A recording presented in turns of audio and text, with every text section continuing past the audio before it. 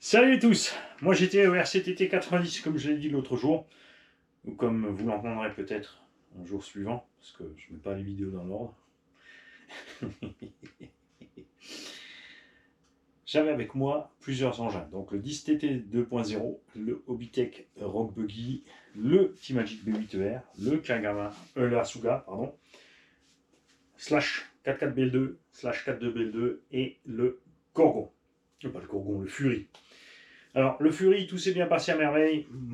Plein de patates, trop de patates et des pneus trop glissants. Il faudra des autres pneus pour y retourner. Mais il y a moyen de faire, bien évidemment, une fois qu'on aura fait le réglage de suspension et, comme dit, mis les bonnes pneumatiques. Slash 4.4, nickel. Manque 3S. Slash 4.2, nickel. Manque encore un peu de patates. Pas grand chose. J'ai quand même envie de passer les deux en 3S, honnêtement. Peut-être prendre les combos BL2 pour mettre dans des engins pistes, en fait. Choper deux Carten T410 avec du gros pignon de 30, avec le petit moteur 3300 2S. Ça sera pas mal à voir. C'est vrai que c'est sympa, ça peut suffire sur le terrain que tu fais, mais sur le circuit, c'était un peu juste. De l'autre côté, comme je viens de le dire, si tu fais un circuit à l'extérieur toi-même avec des plots, il y a moyen que tu fasses pas trop grand pour que tu n'aies pas cette sensation de traîner sur la ligne droite. Le 4x4 traînait un peu moins. Hein. Tous les deux, donc on les a augmentés de 3 dents sur l'étagement. Mais ça allait mieux dans le. Enfin, il était déjà plus rapide avant le 4x4, sûr et certain, franchement. J'aurais dû mesurer, mais à la sensation, il était clairement plus rapide. Là, donc il reste toujours un peu plus rapide. Et on arrivait donc à ça. On n'était pas encore à la vitesse des engins 1/8 type compétition qui roulait là-bas. Mais on n'était pas loin, honnêtement, c'était pas mal.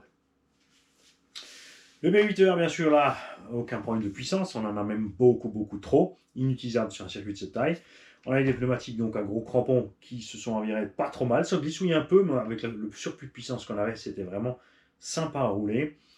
Les engins n'étaient pas réglés encore, je ne les avais pas descendus ni rien pour aller rouler sur le circuit. Le circuit n'est pas accidenté, donc ça va très bien en fait en rabaissant un peu les véhicules. On verra ça. On placera peut-être les amortos aussi peut-être un peu plus couchés parce qu'il n'y a pas de gros sauts, donc ça va très bien aussi. Il y a des contre-appels sur tous les appels, donc c'est cool.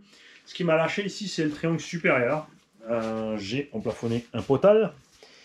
J'ai mis un insert dedans, M5, cannelé, forcé dedans à chaud, et une bague de roulement autour pour empêcher le plastique d'éclater. J'ai quand même commandé bien sûr les pièces.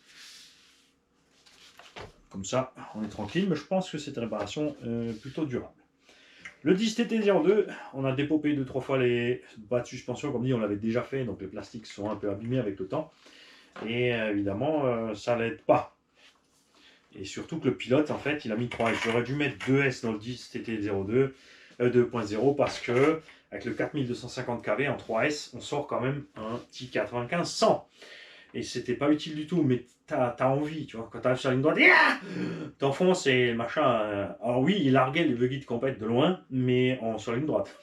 Virage super tenu aussi avec ses pneus Pico et sa position. Sur les sauts aussi, les machins, on était bien à l'aise avec, et les petits bumps et les aspérités du terrain. C'est juste le pilote qui, des fois, a mis trop de gaz, sorti de virage, une patte encore un peu en l'air, bam, de côté. Voilà. Erreur de pilotage, erreur de pilotage. Les trois autres vont bien. Kagama, elle a fait la même. Au bout de la ligne droite, je suis allé trop vers la droite. J'allais sauter en pleine face. Au lieu de lâcher gaz, je suis resté dessus. Je me suis dit, ça va passer. Ça ne passait pas du tout. J'aurais dû m'en douter, puisque j'étais en train de dépasser Raphaël par la droite. Et Raphaël, lui, il sait où il doit passer sur le circuit. Donc j'aurais dû me dire, ralentis, suis le petit, parce qu'il va arriver juste, quoi. Non, je me suis dit, ça passe derrière. Raté. Alors, lui, il est donc réparé. Je regrette de ne pas avoir emmené le sledge avec les roues Louise. On le fera ça la prochaine fois. Après avoir changé le cerveau qui a lâché entre temps du sledge, les dents pétées. Je vais commander, je pense, le pièce plastique nouveau d'origine là-dessus. Ça suffira large, il n'y a pas besoin de plus. Enfin, on verra. Peut-être si je trouve les alus plus facilement que les plastiques, on prendra des options alus. C'est déjà au passage. Prochain run, j'aimerais bien aussi amener le Kagama avec des routes ruggy bien évidemment adaptées à la piste. Et on aura aussi d'ici là réparé le Asuga. Qui, on a fait le triangle gauche, inférieur, supérieur, le droit, inférieur, supérieur. je suis resté un peu accroché. 2, 3, 4, 12 fois. Et il est lourd, il ne pardonne pas quand tu plantes l'avant, il n'aime pas, les plastiques ne sont pas assez balèzes pour le poids de la machine. Sur ces impacts-là, mais ils étaient violents. Et en parlant de violence d'impact, il y a eu celui-là. Alors lui, une crème à rouler, très agréable, sur les portions zigzag, réaccélération, freinage, roue dans les roues avec les buggy de compète. En VMAX, ils me bouffaient un petit peu sur la ligne droite, mais ils m'ont tous attendu. Et gros désavantage dans les grands virages soutenus à cause du kick-up devant. Ce que je vous dis, il y a des pour et des contre. Et le plus gros inconvénient de ce kick-up est que quand tu accèles, tu as une patte en l'air, le diff mouline par là, et ta voiture n'arrive pas à tourner comme il faut en fait. Tu survires à donf. Après, le survirage n'est pas grave, puisqu'il suffit de mettre un petit coup de patin pour passer en... Enfin, pas vraiment survirage, mais pour atténuer la chose. Il y a moyen de faire. L'avantage, par contre, indéniable, les parties très très sinueuses et où tu peux laisser vraiment sur les sauts, les appels, quand tu appelles, tu peux laisser piquer l'engin à mort à cause du kick-up et prendre un virage, mais alors à 180 degrés, quoi. Intérieur. Ça, c'est pas mal. Franchement, très à l'aise pour rouler. Manque un peu de... J'ai mis un pignon de 16 à la place du pignon de 13, mais on manquait un peu de gouache en haut quand même. Manque un petit peu que j'accèle. D'un autre côté, cette douceur fait que j'ai bien réussi à rouler avec. Parce que tous les autres, j'étais trop brutal avec. J'avais trop de puissance à bord. Et au lieu de brider ou d'y aller cool, pas concentré, fatigué, soleil dans la tronche, et tout ce qu'il fallait pas, quoi. Je veux dire, pilote à l'ouest. Déjà, en temps normal, il n'est pas bon le pilote, mais alors là, il est mauvais. Mais n'empêche qu'on a bien rigolé quand même. Et ça a l'air impressionnant ici quand tu regardes parce qu'il manque tout l'avant. Et ce qui s'est passé, c'est qu'on a cassé uniquement la tourelle de suspension avant. Le truc, c'est que la tourelle, c'est toute la cellule. C'est une seule et unique pièce. Alors ça, moi j'aurais bien vu en 2 parties. Alors c'est pas cher, hein, 7,60€ chez RC Modition 34 par exemple. 7,90€ chez Bright, c'est disponible en stock. 7,90€ chez ProJoyTech, là faut commander. Moi j'ai pris chez Bright parce que il y avait le 31, une petite remise, et il y a un engin qui m'intéresse là-bas. Donc j'ai commandé cet engin. Vous verrez quand il sera là, du coup j'ai pris la tourelle avec chez eux. Vous avez tout le bonjour, tous le bonjour de l'équipe de Bright Modélisme. Et comme tu peux le voir, cette tourelle est balèze quand même, il y a du matos, hein. Elle est, c'est pas rien, mais j'ai réussi à la casser.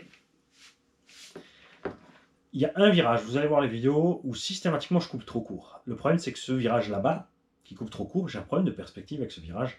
Je ne sais pas si c'était le jeu d'ombre ou n'importe. J'ai réalisé qu'après qu'il y avait un rail vertical qui dépassait. Et moi, chaque fois, je passais trop court et je tapais pile sur le coin de ce rail. Alors là, le machin, il a décollé. Il est tombé tourelle en avant sur ce rail en ferraille, là, en béton. Et ça n'a pas loupé. On a éclaté la tourelle avant. On a quand même encore fait 5-6 tours avec 3 suspects. Le pire, c'est que j'ai pas roulé moins vite avec 3 suspects que 4. Peut-être parce que l'avant, du coup, était plus bas. Alors, mes réparations de porte-fusée en tenue. Donc, si vous voulez le faire, c'est très facile. Vous achetez du tube laiton au magasin de bricolage ou du tube alu, ce que vous voulez. Tu prends du jonc creux, ça s'appelle. Un jonc plein, c'est un tube qui est plein, et un jonc creux, c'est un tube qui est vide. Parce qu'il y en a certains qui cherchent tube dans les magasins de bricolage, et le gars il dit mais je sais pas ce que vous cherchez, je trouve pas. Parce qu'il faut écrire jonc creux. Et il faut qu'il y ait un diamètre extérieur de 6, un diamètre extérieur de 3,5. Dans l'idéal, comme ça, tu peux mettre des vis à pas plastique 3,5 à la bonne longueur, parce qu'il ne faut pas aller dans le roulement. Et là, ça a tenu sans broncher, malgré les crashs. Et vous allez voir, il y en a eu. Hein. Je veux dire, ça, c'est vraiment la faute du pilote à 200%. Et je ne pense pas que c'est une cache courante, donc j'aimerais savoir, ceux d'entre vous qui ont des Rogue Monster et Buggy, est-ce que ça vous est arrivé souvent de casser la tourelle avant? Moi, j'ai vraiment tapé méchamment fort pour réussir à la péter. À la limite, on pourrait, c'est vrai, là j'en ai commandé une, hein, parce que bon, c'est pas cher et que j'étais sur le chemin.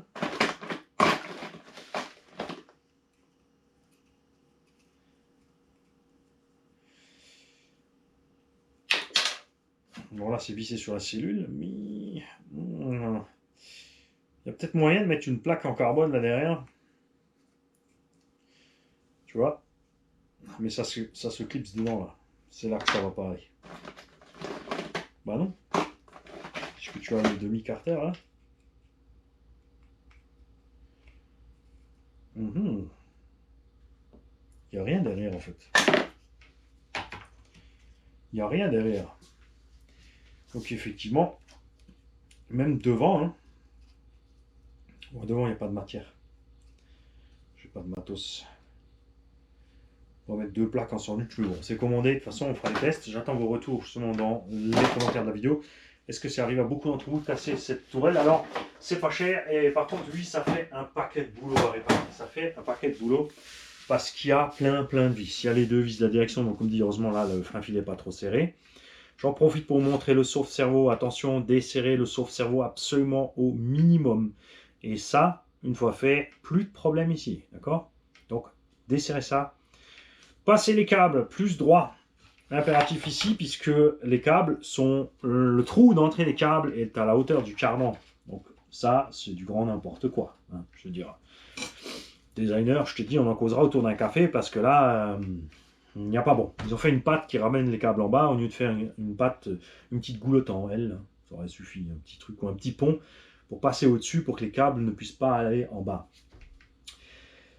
La puissance embarquée est suffisante, comme je viens de le dire.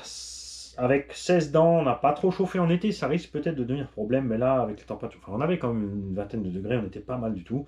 Le moteur était chaud quand on avait fini au bout de 20 minutes, mais ça allait, franchement.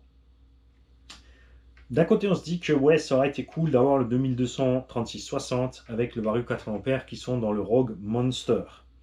Je pense que le petit punch en plus pour passer sur un 16...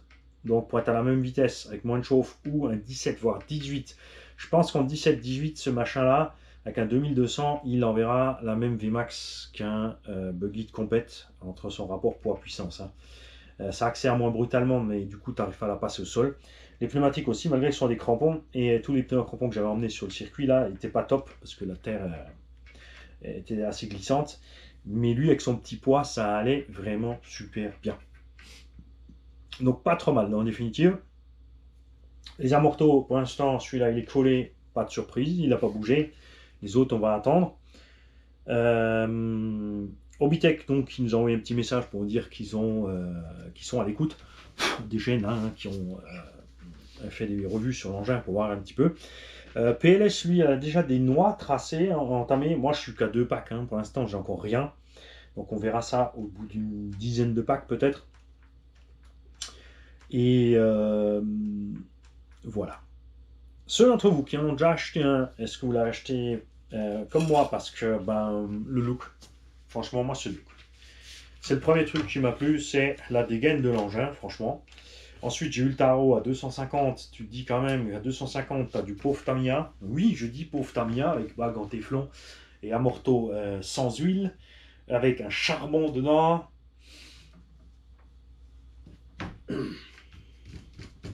Ça pue. Bon, je dirais qu'en 250, non, tu peux avoir déjà un buggy d'entrée de gamme Tamiya brushless, mais par contre, garde au sol et solidité des pièces, j'ai roulé Tamiya assez longtemps pour vous dire que c'est pas solide, c'est pas dans la réputation, c'est pas fragile, mais franchement le plastique, il n'y a aucune recherche sur le plastique en fait. Hein. Ils ont juste assemblé leur modèle et ça tient, c'était prêt pour le charbon, ils ont rien fait de mise à jour pour le brushless et puis basta. Hein, et plein d'autres engins comme ça. Il y a encore d'autres nouveautés qui arrivent. J'ai commandé 2 véhicules encore. Un chez RC Shop 66 qui va arriver bientôt et un donc chez Brights Modélisme. Et après, il faudrait peut-être que tu montes. C'est bien d'acheter des trucs. Est-ce que tu veux bien une fois finir tes kits? C'est pas faux. Bon, moi, maintenant, là, tout de suite, je vais mettre ça de côté. Les pièces sont commandées. Team Magic, il est réparé et les pièces sont commandées de toute manière quand même. Je vais réparer le Kagama. Alors j'ai déjà fait une réparation provisoire d'un côté et entre temps il est ressorti et j'ai refait l'autre côté. Même chose, donc taper ici à l'avant avec le poids du véhicule, pas à pleine vitesse. Hein. Ça a déchiré le triangle ici sur sa soudure. Un grand classique des machines de qualité moyenne. C'est comme ça, hein. C'est désolé mais Voilà. Il y a beaucoup de plastique, mais ça sert à rien, hein. Il est trop temps. En fait, ce qu'il aurait dû avoir, cet engin, c'est bien sûr, il y a des axes de 4 ici, ça c'est bien, c'est solide. Mais je pense que être intubé avec un fourreau de 6 mm, parce que plus tu as de diamètre dans le plastique, moins tu as un point de pression mortel au moment du choc qui va te découper ça, comme une conserve. Ce que j'ai fait de l'autre côté, c'est un subterfuge.